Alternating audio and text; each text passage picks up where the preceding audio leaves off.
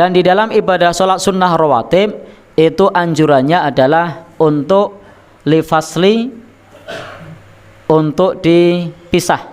Jadi untuk dipisah antara bainas sholatil fardhi was sunnah. Jadi lifasli bainas sholatil fardhi was sunnah, untuk dipisah antara sholat wajib dan sholat sunnah. Jadi anjurannya dalam ibadah sholat sunnah itu tidak mubasyarah, tidak langsung, tetapi di situ ada pemisah. Apa pemisahnya? Bintiqal, pindah, geser.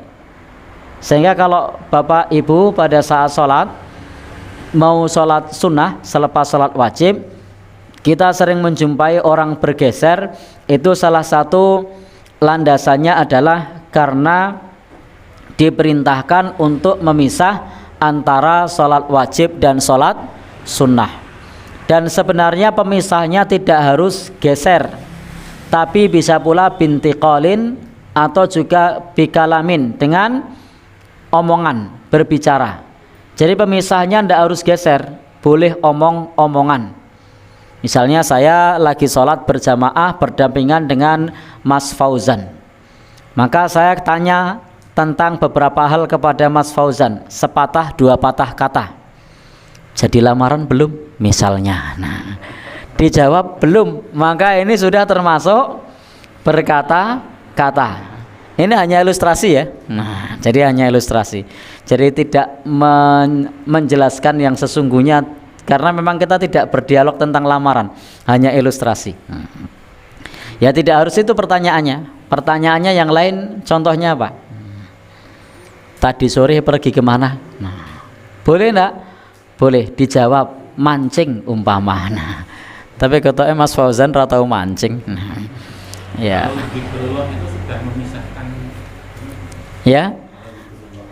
Baik. Itu termasuk yang mukhtalaf, yang diperselisihkan.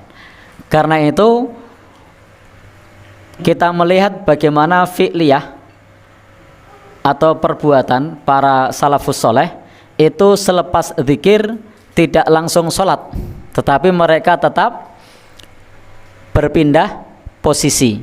Karena ini termasuk yang mukhtalaf, yang diperselisihkan. Apakah cukup pemisah itu sebatas zikir? Karena itu sebagai satu kesempurnaan dalam menjalankan ibadah sunnah, untuk menyempurnakan, maka dikasih pemisah, kecuali memang tidak menemukan tempat lain. Saya pribadi kalau selepas sholat isya begitu tidak mungkin bergeser, apalagi di bulan Ramadan tidak ada yang pindah, maka cukup pemisahnya adalah zikir, karena memang tidak memungkinkan untuk bergeser. Tidak memungkinkan pula untuk berkata-kata, walaupun sebenarnya berkata-kata bisa, tapi kalau semua berkata-kata jadi berisik nanti semasjid. Nah, ya kan? Nah. Baik, jadi itu diperselisihkan. Baik, kemudian apalagi? Bisa pula keluar masjid, tapi ini saya tidak pernah melakukan. Keluar, masuk lagi, repot kan? Tapi ini termasuk bentuk pemisah. Atau yang ideal lebih sempurna lagi, bukan geser, bukan setelah zikir, tapi pulang. Itu idealnya begitu. Jadi pemisahnya itu jalan, pulang, sholat di rumah. Nah, itu yang ideal, paling baik. Nah, ya, untuk sholat sunnah itu lebih utama di rumah. Maka bagi Bapak Ibu, kalau ingin menyempurnakan, bukan geser, bukan ngomong, bukan pindah, tetapi pulang, sholatnya di rumah. Tetapi saya pribadi memilih di masjid. Kenapa? Saya pribadi termasuk orang yang tidak tahan godaan. Nah, kalau sudah sampai rumah, godaannya banyak. Pertama, baru sampai rumah, misalnya anaknya kapang, ya, atau bi antar jajan. Nah, sudah. Kira-kira ngelanjut sholat apa ngantar jajan?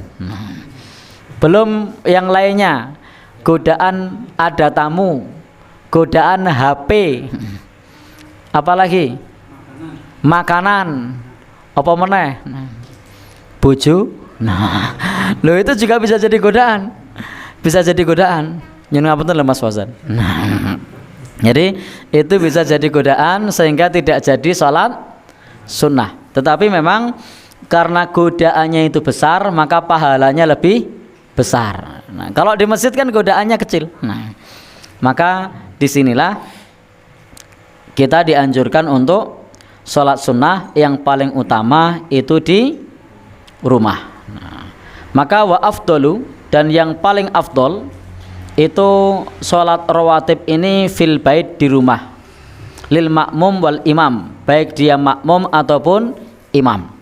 Jadi makmum ataupun imam utamanya di rumah. Jadi utamanya di rumah. Li'anna Nabiya sallallahu alaihi wasallam qol, karena Nabi sallallahu alaihi wasallam bersabda, afdhalus shalah, bahwa utamanya salatnya seseorang fi baitihi ilal maktubah, kecuali salat wajib. Jadi Nabi menyebutkan afdhalus shalatil mar'i fi baitihi, seutama-utamanya salatnya seseorang itu di rumahnya, illal maktubah, kecuali salat wajib. Nah, kalau salat wajib itu paling utama di masjid. Tapi kalau salat sunnah paling utama di rumah, paling utama di rumah. Hatta walau kunta fi Makkah au fil Madinah, meskipun sampai pun kalian berada di Mekah atau di Madinah. Jadi meskipun ada di Masjid Nabawi atau di Masjidil Haram, maka yang utama sholat sunnah itu di rumah. Nah, yang utama loh sholat sunnah, meskipun di Masjid Nabawi ataupun di Masjidil Haram. Gimana? Ya. Fal afdol, maka yang paling afdol, antusalliya hadhihi sunan, maka untuk sholat sunnah-sunnah ini adalah fi baitika, di rumahmu. Padahal kita mengetahui bahwa di Masjidil Haram untuk sholat wajib keutamaannya adalah 100.000 kali dibandingkan sholat di masjid yang lain. Jadi kalau di Masjid Al-Fatah Mancingan ini sholatnya dapat 27 kali derajat dibandingkan di rumah, maka 27 ini dikalikan 100.000. Nah, itu keutamaannya berapa? Jadi 100.000 kali dibandingkan masjid yang lain. Itu untuk salat wajib. Tapi kalau untuk salat sunnah masih tetap lebih utama di rumah, meskipun dibandingkan dengan di masjid, bahkan dibandingkan dengan di Masjidil Haram atau di Masjid Nabawi. Baik, ini tentang keutamaan sholat. Sebagaimana Nabi dulu, beliau sallallahu alaihi wasallam itu ketika sholat sunnah, beliau tidak sholat sunnah di Masjid Nabawi, tapi beliau sholat sunnah di mana? Di rumah. Andaikan lebih utama sholat sunnah di Masjid Nabawi, maka Nabi sholatnya di Masjid Nabawi. Tapi ternyata Nabi sholat sunnahnya di mana? Di rumah. Nah, jadi lebih utama di rumah untuk sholat sunnah. Dan di sini